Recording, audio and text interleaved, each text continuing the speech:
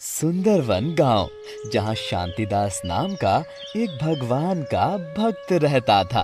वो भगवान शिव के मंदिर में देख रेख करता। आज भी सुबह से लोग मंदिर में पूजा करने आए हैं। अरे शांतिदास, आज तो मंदिर के द्वार बड़ी देर में खोले हैं। हम सब कब से बाहर इंतजार कर रहे थे। अरे आज मैं भगवान भोलेनाथ का विशेष श्रृंगार कर रहा था ना। सावन में भोलेनाथ अगर खुश हो गए तो इस गांव के सब दुख दूर कर देंगे। हाँ, ये बात है। आज आपने वाकई में भोलेनाथ का श्रृंगार बहुत अच्छा किया है।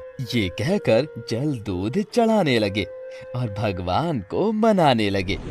तभी एक बूढ़ी काकी दौड़कर मंदिर में आई। हे भोलेनाथ, मेरी रक्षा करो। अरे माँ जी, क्या हुआ? आप बड़ी परेशान हो। मेरा बच्चा आज सुबह से घर नहीं आया है। मैंने सभी जगह उसे ढूंढा, लेकिन उसका कोई अता पता नहीं मिल रहा है।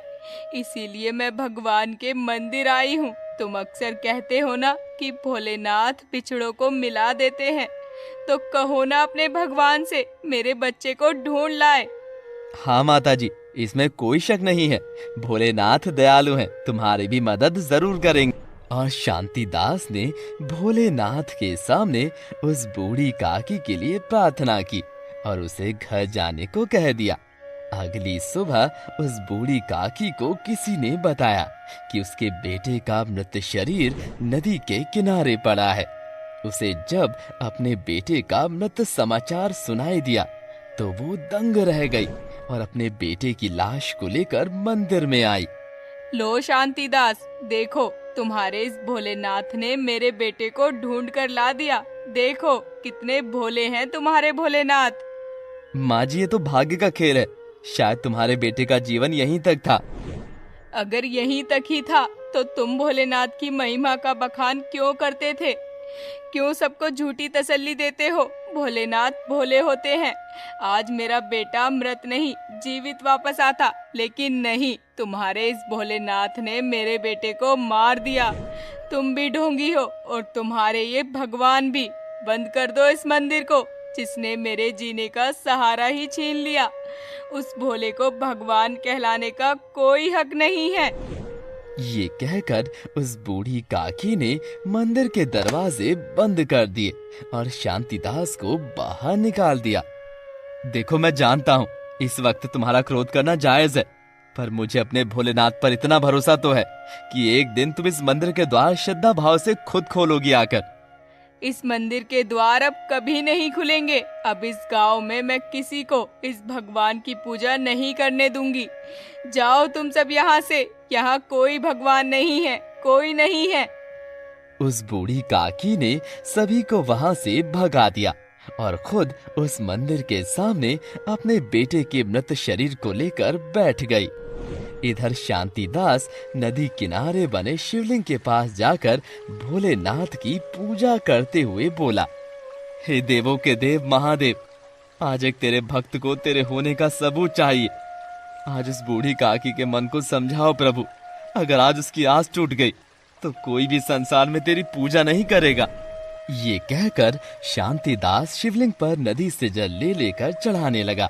इधर बूढ़ी काकी आंखों में आंसू लिए भोलेनाथ के मंदिर के बाहर अपने मृत बेटे के शरीर को देखकर रोए जा रही थी।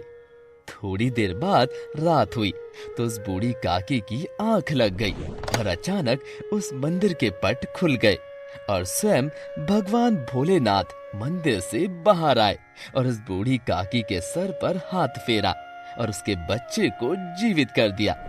तभी उस औरत की आंख खुली तो उसने देखा उसके बेटे की लाश वहां से गायब थी। वो ये देखकर हैरान रह गई और इधर उधर देखने लगी। तभी शांतिदास आया और बोला, माँ जी, तू किसे ढूंढ रही है? जिसने इसे खोया है उसी से जाकर मांग। एक बार फिर वो बूढ़ी काकी मंदिर पर गई और जैसे ही दरवाजे खोले तो उसने देखा कि भोलेनाथ की मूर्ति के सामने बैठकर उसका बेटा पूजा कर रहा है। ये सब देखकर उसकी आंखें खुली की खुली रह गई। उसके बेटे ने कहा, माँ, आपने इस मंदिर के दरवाजे बंद कर दिए थे मेरे लिए और इसी मंदिर के दरवाजे खोले हैं मुझे पाने के लिए। भोलेनाथ बड़े भोले हैं। उन्होंने ही मुझे यहाँ रात में आने के लिए कहा और बोले कि तुम यहीं रहो, किसी को मंदिर के दरवाजे स्वयं खोलने हैं। ये सुनकर वो हैरान रह गई और पीछे मुड़ते हुए बोली, शांतिदास, देखो मेरे बेटे को भोलेनाथ ने ठीक कर दिया। उसने देखा कि शांतिदास तो वहां है ही नहीं। वो इधर उधर देखने लगी। तब उसके समझ में आ गया कि वो शांतिदास नहीं बल्कि शांतिदास भक्त के भेष में भगवान ही आए थे, अपनी भक्त के दुख दूर करने। आज उसे विश्वास हो गया था कि जब भी भगवान को कोई चुनौती देगा तो वो भक्त बनकर मदद करने जरूर आते हैं। उस बूढ़ी औरत ने पूरे श्रद्धा भाव से बेटे के साथ पूजा अर्चना की, मंदिर में ढोल बजाए। तभी शांतिदास वहां आ गया और बोला, माँ जी, आखिर आपने इस मंदिर के द्वार खोल ही दिए।